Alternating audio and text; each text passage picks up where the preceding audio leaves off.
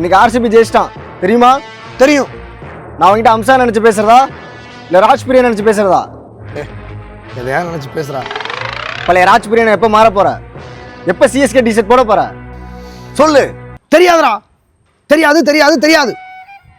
நல்லா விளையாடுற ஒவ்வொருத்தரையும் இன்ஜுரின்னு சொல்லி வெளியே அனுப்புறாங்களே, எப்படா நான் மாற முடியும்? தூபை ஹிட்டுன்னு சொல்லி ஆடிட்டு இருக்காங்களே, எப்படா நான் மாற முடியும்? தெரியாதுடா. நான் எப்ப சிஎஸ்கே டிஷர்ட் போடுவேன்னு தெரியாதுடா. அடுத்த தடவை 7 எடுக்கும் போது நல்ல பிளேயரா எடுத்தா நீ திருப்பி சிஎஸ்கே டிஷர்ட் போட முடியும். தூபையை கொடுத்துட்டு பாண்டியாவை எடுக்கிறேன்னு சொல்றாங்களே, அவங்கள நம்ப சொல்றியா? நடராஜனையும் சாய் சுதர்சனையும் எடுக்கலாம்னு சொன்னா கேதார் ஜாதவ் தான் வேணும்னு அடம் பிடிச்சி நிக்கிறாங்களே, அவங்கள நம்ப சொல்றியா? அப்ப நம்ம டீம்ல யாருமே நல்லா ஆடலையா? சஞ்சு சாம்சன் ஆயுஷ் மாத்திரம் நல்லா தான் ஆடுறாங்க. ஆனா அடுத்த நாளே ரூல் அவுட்னு வெளியே அனுப்பிடுறாங்க. என்னமோ பண்ணு. எவ்வளவு நாள் தான் அந்த அம்சா கெட்டப்ல இருக்க போறேன்னு தெரியல. சிஎஸ்கே ஒரு நல்ல டீமா உருமாற வரைக்கும் நான் ஹம்சா தான்.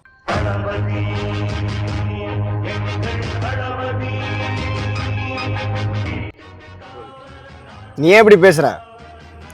அது பழைய ராஜ்பிரியன் இல்லை, ஆர்சிபியை பழி வாங்கணும்னு துடிக்கிற அம்சா. 2 கப்பு தான் எடுத்திருக்கானுங்க, பத்திரமா இருங்க. ஒரு நிமிஷம். என்ன? அடுத்த ஐபிஎல் ஆரம்பிக்கிற வரைக்கும் நான் ஆர்சிபி டிஷர்ட்லாம் தெரிய போகிறேன். கடைசியாக ஒரே ஒரு தடவை அந்த டிஷர்ட்டை ஒரு தடவை கட்டி பிடிச்சிக்கிறேன்.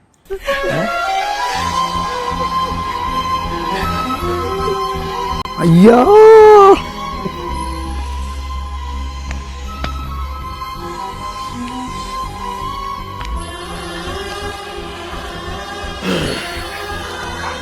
அதனால கூடாது. போய் பத்திரமா இருங்க போங்க, சரியா?